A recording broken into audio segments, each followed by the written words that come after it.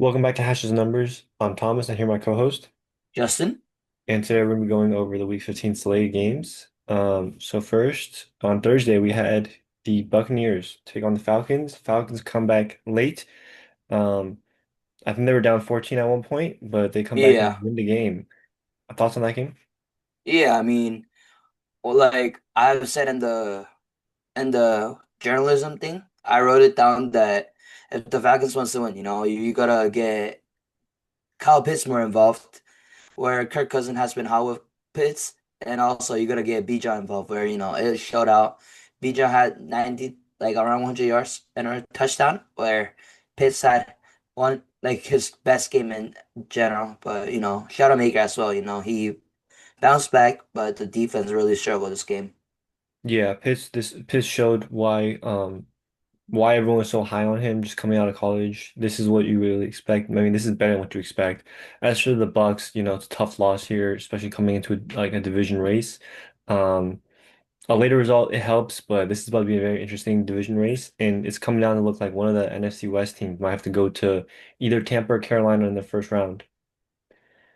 Next game we have blowout here. The Bears dominate the Browns 31-3. What are your thoughts on this one? Yeah, I mean, the Bears offense struggled at first, or first drive, yeah, but in general, Caleb Williams had one of his most efficient games, 17 out of 28, and 250 yard. I really like what he did. The one throw where it was down to DJ Moore and the Mhm. touchdown. Yeah, I mean that plays, those plays are just what Caleb's like capable of, and yeah, he just shows what he really is. And yeah, Yeah. the rushing game is also good for this Bears team. Yeah. The Browns, I mean, they don't really have anything to play for other than a high pick. They're gonna see what quarterback they're gonna draft. And then for defense, it's pretty much just Myles Garrett trying to get that sacks record. Bears played well. Bears are back in first place in that division. And for me, this is not really like anything on the Bears. The Bears should have won this game by a lot. They did. But they look good. Caleb looked efficient, so that was good for the Bears. Just a really good, good win all around for the Bears to improve upon. And then the Browns. I mean, you know what you got for the future in Myles Garrett. You know, um, and then Shooter. Three interceptions did not look great in this game. So it's pretty much just gonna be what pick you end up, what quarterback you're gonna go draft. Next, we have Baltimore traveling into Cincinnati. The Ravens shut out the Bengals 24 nothing. What are your thoughts on this one? Yeah, I mean the Ravens offense still doesn't look that very good, despite scoring 24 points. Derrick Henry had one of his best games of the season. I say 100 yards, and Zeke got shut it down. Lamar was below 150, exactly at 150, which is, shocking. And yeah, I mean, I feel bad for this Bengals offense. This Bengals offense was playing very good. Jamar Chase with 132 yards, 10 catches. Joe Burrow also went off, but the two interception back-to-back week cost them the win. So I think they'll be back next year and looking for a playoff contention once again. Yeah, I mean, this was a pretty much a defensive fest. They had that one interception for the Ravens that they took back to the house, so that's why the score was 24. Um, Bengals had a couple opportunities, just couldn't convert, and tough season for the Bengals. They're eliminated. Ravens still in the hunt for the division. We'll see what the result is tonight, as this is recorded on Monday. Next game, we have another comeback. The Bills come back from down double digits to beat the Patriots. Um, the Yeah, I'll let you go first. What are your thoughts on this one? Yeah, I mean, the Patriots, this is what I expected, where Drake May look okay, I say. And Travion, he is the total RB1 now in this offense. And for the Bills offensively, James Cook looks very good. And yeah, Josh Allen, he bought out this game. Mhm. I think this game is going to be one of those games that will be like indicative of some playoff matchup. I think we will see these two teams match up in the playoffs at some point. The Bills go to within one game of the division, and I think this is one of those matchups where I think the winner of the AFC is going to come out of one is going to be one of these two teams. I really like the way the Bills played, and I think the Bills. having that never fight mentality is going to really help them in the playoffs, even if they don't win the division. And the Patriots getting tested, right? We know that the Patriots don't have a lot of hard teams on the schedule. This is one of the hard teams they have on the schedule. And to lose, I think a lot of good teams need to lose, in tight, big time games just to prepare themselves for the playoffs and know what it takes. So I think it helps both. This game helps both teams. Obviously, the Bills a lot more, but yeah, like I said, I think the AFC winner comes out of this game. Mhm. Next game, you have the Commanders going into New York and winning by 8. Jackson Dart was evaluated for concussion in this game. Um, and Jane Daniels, just some quick news on this. Jane Daniels is ruled he's gonna be shut down for the year, so Marcus Mariota is starting for the rest of the season. But as for this game, what do you have on this game? Yeah, I mean, you said Jaden Daniels shut it down. I think Mhm. Marcus Mariota is like a decent quarterback you could rely on for the rest of the season. Hmm. And yeah, offensively for the Commanders, JCM finally had his breakout game against the New York Giants. Giants offensively, Jackson Dart looks like the correct pick, and he just looks like a baller. But he's got this is his second concussion in his first year, so he's gotta watch out for that. Gotta stop burning head first. Hmm. But yeah, I think these two teams will be great moving forward, and yeah, that's all I gotta say. Yeah, neither of these teams really playing for anything other than pride. But I think the Giants, losing this game, I think they're still in first place for the first overall pick. I guess last place in the NFL. Jackson Dart, he's been evaluated for concussion in half of his games. 5 out of 10 games that he's played, he's been evaluated for concussion. So that's not great if you're the Giants. And the Commanders, just right now is just kind of building towards the next year, seeing what you got, seeing who your running back could be in JCM, and just kind of playing the rest of the year out, not getting too hurt. Now we move on to Vegas, traveling to Philly. Philly shuts out the Raiders 31-0 in a blowout. This is a game where we saw Tanner McKee come in and finish out the game. This is one of the quicker games. This one ended, I think, like less than 3 hours. So, what are your thoughts on this game? Yeah, I mean, the Philadelphia Eagles, after losing a brutal one to the Chargers, I just feel like this was needed for Philly. After that heartbreak, yeah, after that heartbreak, where hers was like a turnover machine against the Chargers, he bounces back 12 out of 15 for 175 yards, you know, and 3 touchdowns. He was very efficient, and his deep bomb were there for this game as well. And yeah, this offense could look scary, but they just gotta keep that efficient going, no turnovers. And yeah, Saquon also looks back. But like for the Raiders, Genty, I mean, like what you said, he's behind a bad O line, but we want to see more from him. And Kenny Pickett didn't look all that great either. I don't have much to say on this game. I just feel like the Eagles should have won this game. Obviously the Vegas not scoring is, one thing, but this game has like it started off hot for the Eagles, and after that it was kind of just cruise control. This isn't one of those games where you look for any signs. I don't think you can look at the Eagles and be like, oh yeah, this is why they're going to be good or like be set for the playoffs. Nor do I think that they aren't set, but I just think this isn't one of those games that helps your case for, winning in the playoffs. Another blowout. The Texans blow out the Cardinals. The Cardinals continue to lose by double digits now. After, a string of close losses early in the season, they're now getting blown out quite a bit. Texans defense looked pretty good. Gave up a few more points than they expected, but when your offense scores 40, your defense out there a lot. Yeah, I mean, Texans Texans offense played great where CJ Stroud looked comfortable now. And yeah, Woody Marks exited this game, but this guy named who is this guy? Jawhar Jordan? I don't really know who this guy is, not gonna lie, but he had himself a game. I think Hmm. this is his like first game he put up 100, and yeah, this Texans team is looking scary.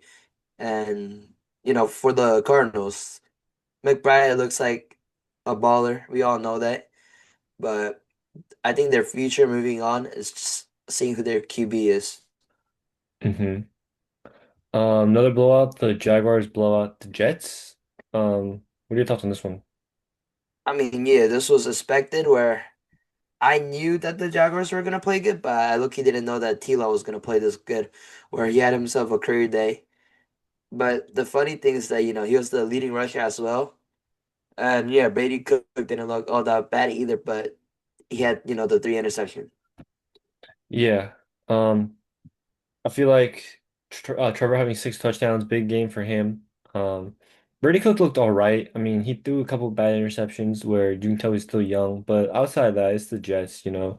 You're not really thinking that the Jets are going to come up and upset the Jaguars, but it does set up for a cool, late season thing where the Texans and the Jags, they still play each other, I believe, and it's gonna be, a pretty fun race in the AFC South.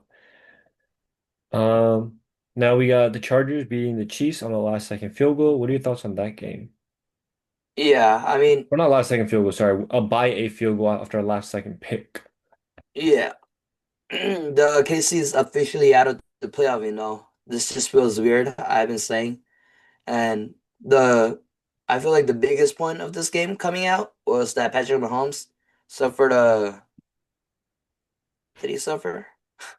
Uh, he suffered a torn ACL. ACL. He tore his ACL and he might miss some of next season, or is it all? None of next season. None?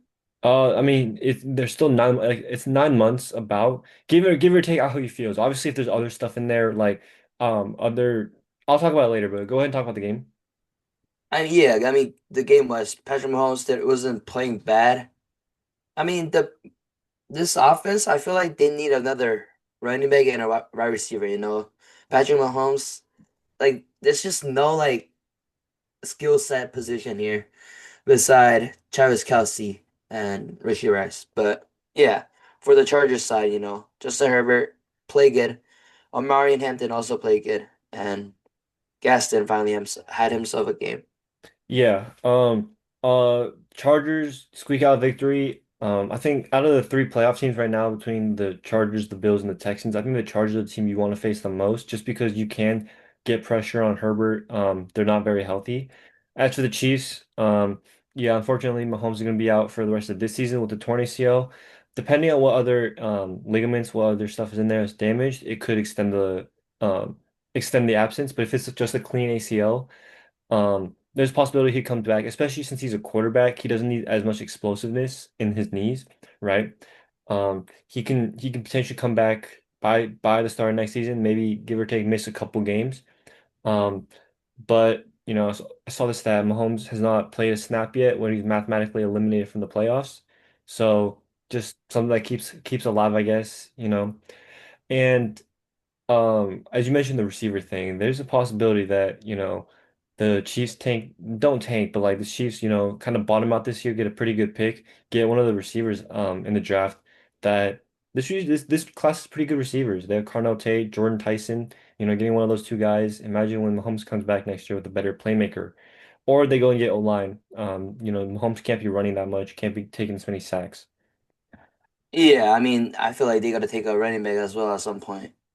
Yeah, I think the running back though, I think they trust Brashard Smith. I think they really like what he gives in compliment, and I think you can definitely kind of flex together the running back under Mahomes. I think you definitely want to get another O-line or playmaker there, but Yeah. that's something for the draft. Hmm. Next, we get into the late slate, another game with quite a few injuries.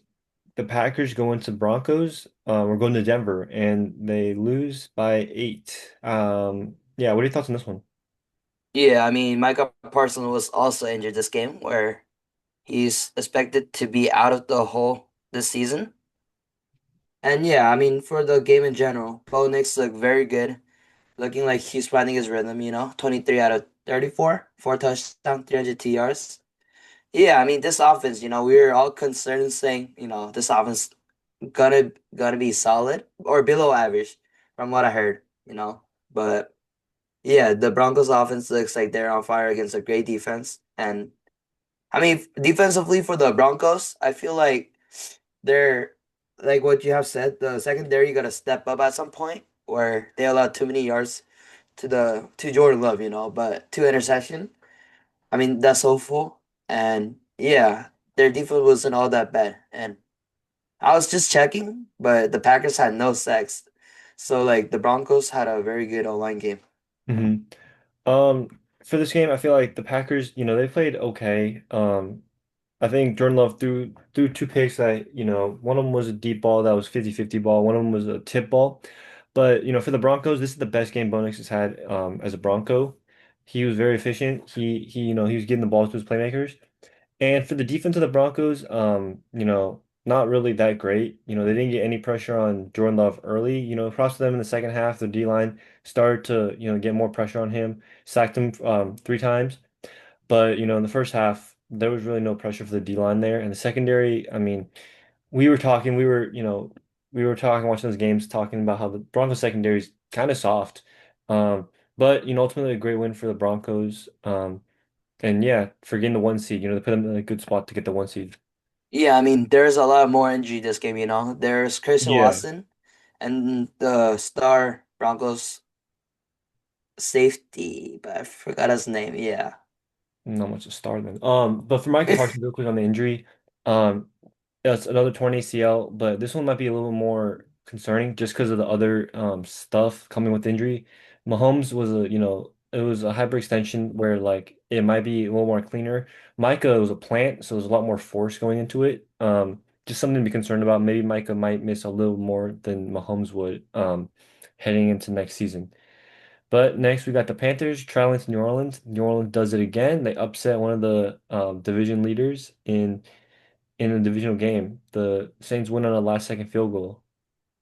Yeah, I mean, like, I don't know if the Saints, you know, I think we should put them in the playoff picture because, you know, they beat two of the potential playoff team, but yeah, this Panthers team is very inconsistent where they keep losing a game they should win. So as the, you know, the Bucks, but yeah, Bryce Young had a okay game and I mean the offense in general had an okay day, but at the end of the day, you allow Tyler Shuck to go crazy, which are we thinking that Tyler Shuck is like the future QB in Saints or what? I mean, I wouldn't be surprised if they give him a shot. I mean, he's been playing well. He's been upsetting, to the heavy dogs. This NFC South race is about to be interesting. But, the Panthers, again, they're showing inconsistencies. If they win the division, I don't know how much I trust them in the playoffs. They might beat one of the good teams in the playoffs. I'm gonna say that though. If they get in, they could definitely upset one of the big dogs. As for the Saints, they're fighting hard, they're not really in a good spot in terms of the like cap space. So right now, fighting hard, it's good to see out of the Saints.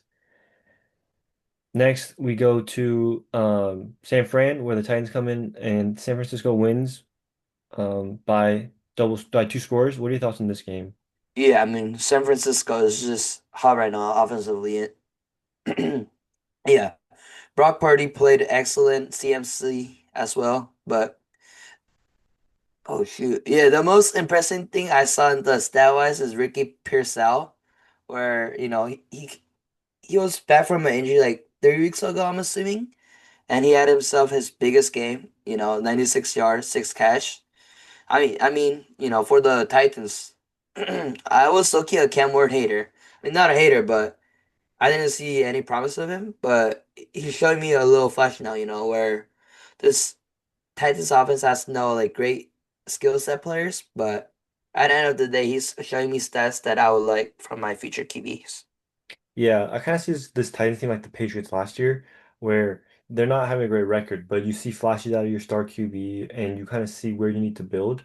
So I say, Titans fighting hard, but the Niners are one of the top tier teams in the NFC. So just fighting hard, playing hard, but the Niners get a win that they should definitely get. Um, Yeah, Go ahead. and also, you know, Tony Pollard, where he had his back-to-back 100 games. Mhm. And now we get into the Disney movie story. Philip Rivers goes to Seattle and, leads the drive to kick a 60-yard field goal to take the lead. But unfortunately, they left too much time on the clock for Seattle. Seattle comes away with the victory after Jason Myers' sixth field goal of the game. We were at this game, so what are your thoughts from watching live in person? Yeah, I mean, the Seahawks just can't run the ball at all. I mean, it's just funny how Charbonnet and Zach is like the same thing. I That's mean, the same like, person. huh? I mean, That's the same person. I mean, Zach and Kenneth Walker, you know, they're a different build, but like, none of them are that great, like running back.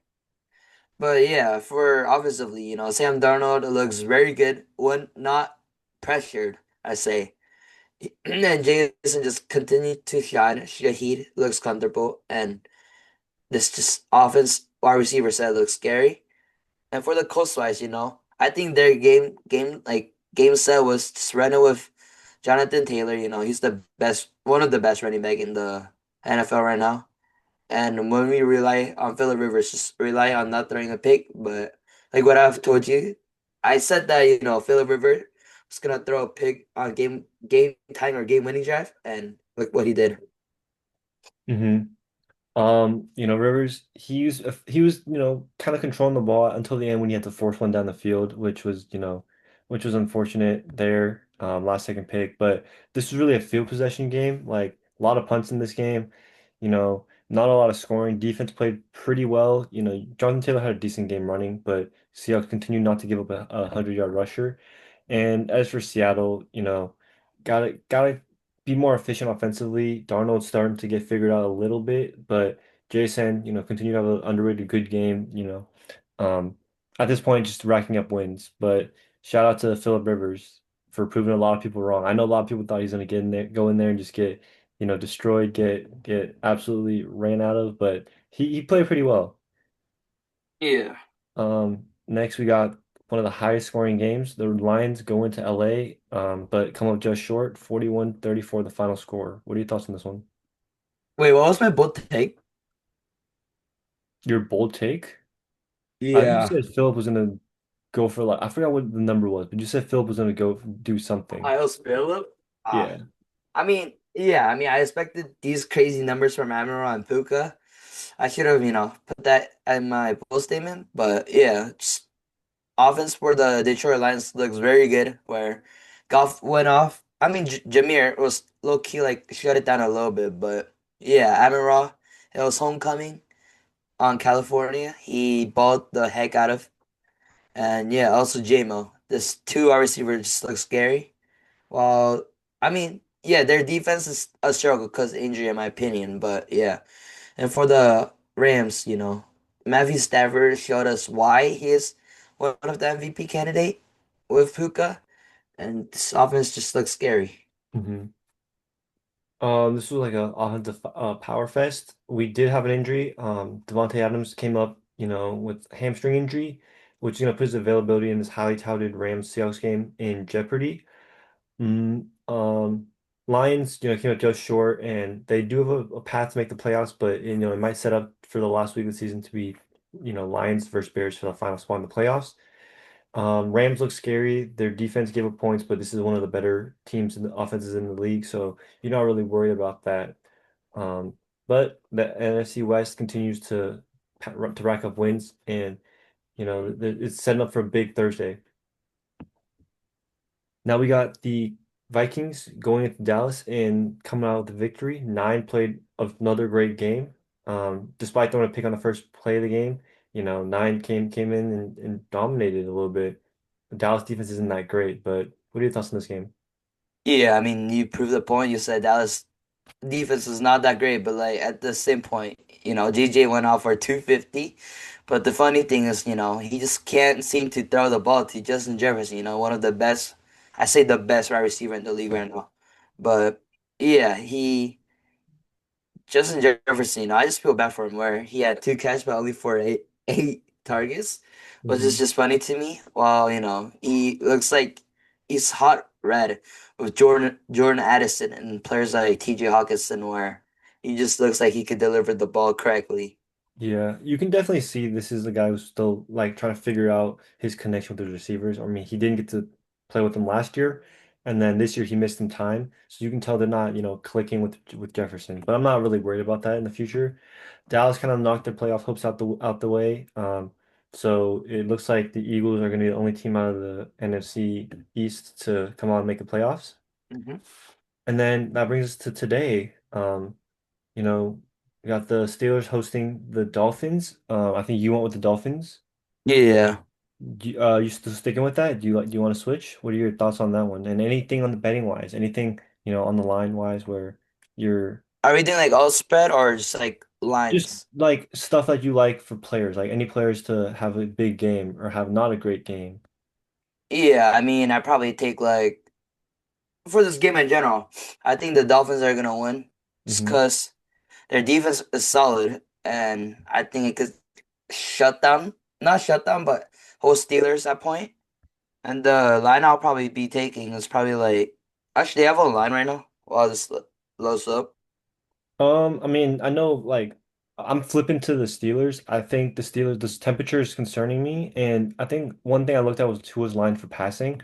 I think they have it at 180 if I'm not mistaken. If I last checked, I'll confirm one more time, but it was around 180. I'm taking the under there. I don't like the passing for this game.